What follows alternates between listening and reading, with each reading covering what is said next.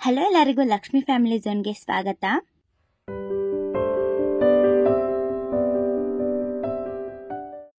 ನಾವು ಈ ವಿಡಿಯೋದಲ್ಲಿ ಬೆಂಗಳೂರಿಂದ ಸುಮಾರು 71 ಕಿಲೋಮೀಟರ್ ದೂರದಲ್ಲಿ ಇರುವ ಚಿಕ್ಕಬಳ್ಳಾಪುರದಲ್ಲಿ ಲೊಕೇಟ್ ಆಗಿರುವ ಈಶಾ ಫೌಂಡೇಶನ್ ನ ಯಾವ ರೀತಿ ಕಮ್ಮಿ ಬಜೆಟ್ ಅಲ್ಲಿ ಬಸ್ ಮತ್ತೆ ಟ್ರೈನ್ ನ ಯೂಸ್ ಮಾಡಿಕೊಂಡು ಕವರ್ ಮಾಡೋದು ಅಂತ ನೋಡೋಣ.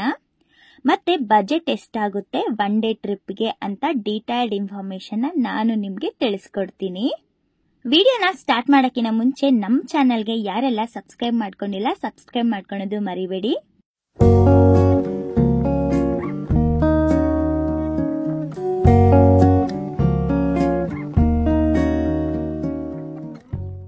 ಈಶಾಗೆ ಹೋಗೋದಿಕ್ಕೆ ಮೊದಲು ನಾವು ಬೆಂಗಳೂರಿಂದ ಚಿಕ್ಕಬಳ್ಳಾಪುರನ ರೀಚ್ ಆಗಬೇಕು. ಅದರಿಂದ ನಾವು ಬೆಂಗಳೂರು ಬಸ್ ಟರ್ಮಿನಲ್ 2 ಅಲ್ಲಿ ಚಿಕ್ಕಬಳ್ಳಾಪುರಗೆ ಹೋಗೋ ಬಸ್ಸಸ್ನ ಹತ್ಕೋಬೇಕು. ಬೆಂಗಳೂರಿಂದ ಚಿಕ್ಕಬಳ್ಳಾಪುರಗೆ ಹೋಗೋದಿಕ್ಕೆ ತುಂಬಾನೇ ಬಸ್ ಫೆಸಿಲಿಟೀಸು ಇದಾವೆ. ಬೆಂಗಳೂರಿಂದ ಚಿಕ್ಕಬಳ್ಳಾಪುರಗೆ ಬಸ್ಸಲ್ಲಿ ಬರೀ 1.5 ಗಂಟೆ ಮಾತ್ರ ಜರ್ನಿ ಇರುತ್ತೆ. ಬಸ್ಸಲ್ಲಿ ಒಬ್ಬರಿಗೆ 81 ರುಪೀಸ್ನ ಚಾರ್ಜ್ ಮಾಡ್ತಾರೆ. ಬಸ್ಸಲ್ಲಿ ಹೋಗೋದಾದ್ರೆ ಈ ಈಶಾ ಟ್ರಿಪ್ಗೆ 250 ರೂಪಾಯಿ ಒಬ್ಬರಿಗೆ ಚಾರ್ಜ್ ಆಗುತ್ತೆ. ನೀವ್ ಇನ್ ಕೇಸ್ ಟ್ರೈನ್ ಅಲ್ಲಿ ಏನಾದ್ರೂ ಹೋಗೋದಕ್ಕೆ ಪ್ಲಾನ್ ಮಾಡ್ತಾ ಇದ್ದೀರಾ ಅಂದ್ರೆ ಬರೀ 120 ರೂಪಾಯಿ ಇದ್ರೆ ಸಾಕು, ಆರಾಮಾಗಿ ಹೋಗಿ ನೀವು ಈಶಾನ ನೋಡ್ಕೊಂಡು ರಿಟರ್ನ್ ಬೆಂಗಳೂರಿಗೆ ಬರ್ಬೋದು. ಅದು ಯಾವ ರೀತಿ ಅಂತ ನಾನಿವಾಗ ನಿಮ್ಗೆ ಈಗ ತಿಳಿಸ್ಕೊಡ್ತೀನಿ. ಬೆಂಗಳೂರಿಂದ ಚಿಕ್ಕಬಳ್ಳಾಪುರಗೆ ಟ್ರೈನ್ ಫೆಸಿಲಿಟೀಸ್ ಸಹ ಇರುತ್ತೆ. ಟ್ರೈನ್ ಅಲ್ಲಿ ಬರೀ 20 ರೂಪಾಯಿನ ಚಾರ್ಜ್ ಮಾಡ್ತಾರೆ ಚಿಕ್ಕಬಳ್ಳಾಪುರಕ್ಕೆ. ಟ್ರೈನ್ ಅಲ್ಲಿ ಹೋಗೋದಾದ್ರೆ ಒಂದು ಪ್ರಾಬ್ಲಮ್ ಏನಂತ ಅಂದ್ರೆ ಬೆಂಗಳೂರಿಂದ ಚಿಕ್ಕಬಳ್ಳಾಪುರಕ್ಕೆ ನಿಮಗೆ ಮಂಡೆಯಿಂದ ಸ್ಯಾಟರ್ಡೆ ಮಾತ್ರ ಟ್ರೈನ್ಸ್ ಸಿಗುತ್ತೆ.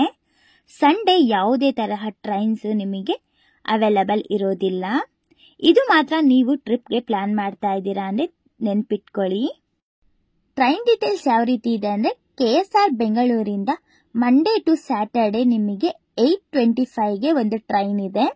ಅದು ಚಿಕ್ಕಬಳ್ಳಾಪುರಕ್ಕೆ 10 ಗಂಟೆಗೆ ರೀಚ್ ಆಗ್ತೀರಾ.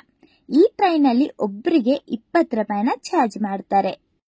ಯಶವಂತಪುರದಿಂದ ಸಹ ನಿಮ್ಗೆ 10:10ಗೆ Monday to Saturday train facility ಇದೆ. ಆ ಟ್ರೈನ್ ಡೀಟೇಲ್ಸ್ ನಾನು ಡಿಸ್ಕ್ರಿಪ್ಷನ್ ಅಲ್ಲಿ ಕೊಟ್ಟಿರ್ತೀನಿ, ನೀವು ಆ ಟ್ರೈನ್ ಅಲ್ಲಾದ್ರೂ ಕವರ್ ಮಾಡಬಹುದು. ಚಿಕ್ಕಬಳ್ಳಾಪುರ ರೈಲ್ವೆ ಸ್ಟೇಷನ್ ನ ಇಳಿದಾದ್ಮೇಲೆ ನೀವು ಚಿಕ್ಕಬಳ್ಳಾಪುರ ಬಸ್ ಸ್ಟಾಪ್ ನ ರೀಚ್ ಆಗಬೇಕು. ಬಸ್ ಸ್ಟಾಪ್ಗೆ ನಿಮ್ಗೆ 850 ಮೀಟರ್ಸ್ ಆಗುತ್ತೆ. 10 ಮಿನಿಟ್ಸ್ ವಾಕಬಲ್ ಅಲ್ಲಿ ನೀವು ಬಸ್ ಸ್ಟಾಪ್ ನ ರೀಚ್ ಆಗಬಹುದು. ಚಿಕ್ಕಬಳ್ಳಾಪುರ ಬಸ್ ಸ್ಟಾಪ್ ನ ರೀಚ್ ಆದ್ಮೇಲೆ ನೀವು ಆಟೋ ಮಾಡಿಕೊಂಡು ಈಶಾಗೆ ಹೋಗೋ ನೆಸೆಸ್ ಇರೋದಿಲ್ಲ. ಯಾಕೆಂದ್ರೆ ನಿಮ್ಗೆ ಚಿಕ್ಕಬಳ್ಳಾಪುರ ಬಸ್ ಸ್ಟಾಪ್ ಅಲ್ಲೇನೆ ನಿಮ್ಗೆ ಬಸ್ಸಸ್ ಅವೈಲಬಲ್ ಇರುತ್ತೆ. ಬಸ್ ಫೆಸಿಲಿಟಿ ಯಾವ ರೀತಿ ಇರುತ್ತೆ ಅಂದ್ರೆ ಈ ಈಶಾ ಫೌಂಡೇಶನ್ಗೆ 30 ಮಿನಿಟ್ಸ್ಗೆ ಒಂದು ಬಸ್ ನಿಮಗೆ ಅವೈಲಬಲ್ ಇರುತ್ತೆ. ಚಿಕ್ಕಬಳ್ಳಾಪುರದಿಂದ ನಿಮಗೆ ಈಶಾಗೆ ಹೋಗೋದಿಕ್ಕೆ 10 ಕಿಲೋಮೀಟರ್ಸ್ ಇರುತ್ತೆ. 30 ಮಿನಿಟ್ಸ್ ಬಸ್ಸಲ್ಲಿ ಜರ್ನಿ ಇರುತ್ತೆ. ಬಸ್ ಚಾರ್ಜ್ ಒಬ್ಬರಿಗೆ 40 ರುಪೀಸ್ನ ಚಾರ್ಜ್ ಮಾಡ್ತಾರೆ. ಈ ಈಶಾ ಫೌಂಡೇಶನ್ಗೆ ಚಿಕ್ಕಬಳ್ಳಾಪುರದಿಂದ ಡೈರೆಕ್ಟ್ ಈಶಾ ಫೌಂಡೇಶನ್ ಗೇಟ್ ಹತ್ರನೇ ಸ್ಟಾಪ್ ಮಾಡುವಂತಹ ಬಸ್ಸಸ್ ಇದು. ಸೊ ಇದರಲ್ಲಿ ಒಬ್ಬರಿಗೆ 40 ರುಪೀಸ್ನ ಚಾರ್ಜ್ ಮಾಡ್ತಾರೆ.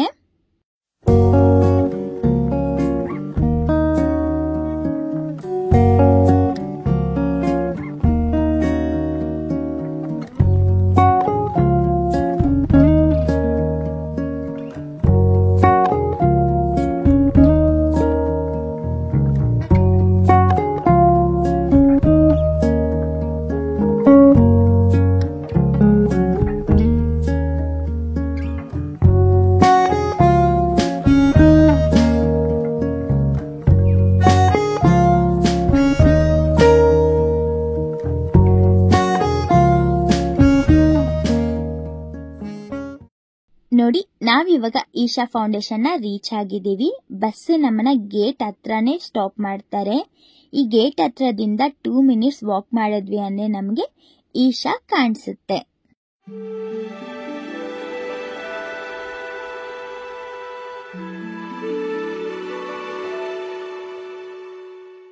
ಈ ಈಶಾ ಒಳಗಡೆ ಹೋಗೋದಿಕ್ಕೆ ಎಂಟ್ರಿ ಟೈಮಿಂಗ್ಸ್ ಬಂದು ಬೆಳಗ್ಗೆ 6 ಗಂಟೆಯಿಂದ ರಾತ್ರಿ 8 ಗಂಟೆ ತನಕ ಓಪನ್ ಇರುತ್ತೆ.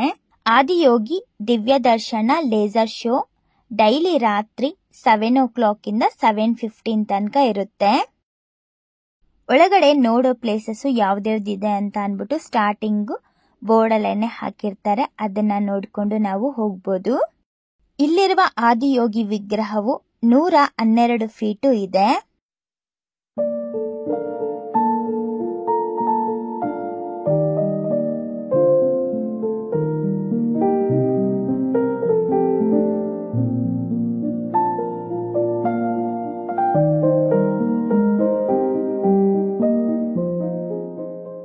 ಇಲ್ಲಿ ಒಳಗಡೆ ನಾವು ಯೋಗೇಶ್ವರ ಲಿಂಗವನ್ನು ಸಹ ನೋಡ್ತೀವಿ.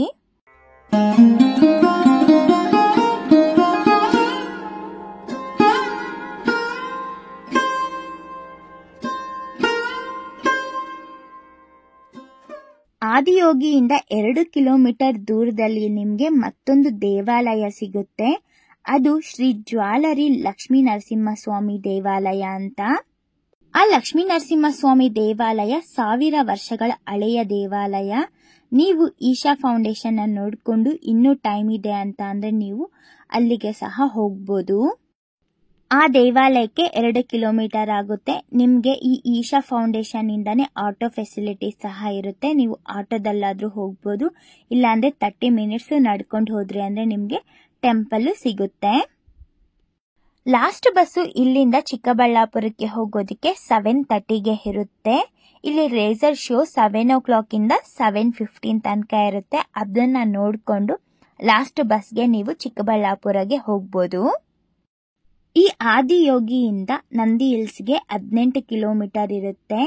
ನೀವು ಇದನ್ನ ಮುಗಿಸ್ಕೊಂಡು ನಿಮ್ಗೆ ಟೈಮ್ ಇತ್ತು ಅಂತ ಅಂದ್ರೆ ನೀವು ಚಿಕ್ಕಬಳ್ಳಾಪುರಕ್ಕೆ ಹೋಗ್ಬಿಟ್ಟು ಅಲ್ಲಿಂದ ನಿಮ್ಗೆ ನಂದಿ ಹಿಲ್ಸ್ಗೆ ಬಸ್ಸಸ್ ಸಿಗುತ್ತೆ. ನಂದಿ ಹಿಲ್ಸ್ಗೂ ಸಹ ನೋಡ್ಕೊಂಡು ನೀವು ರಿಟರ್ನ್ ಬೆಂಗಳೂರಿಗೆ ಹೋಗ್ಬೋದು.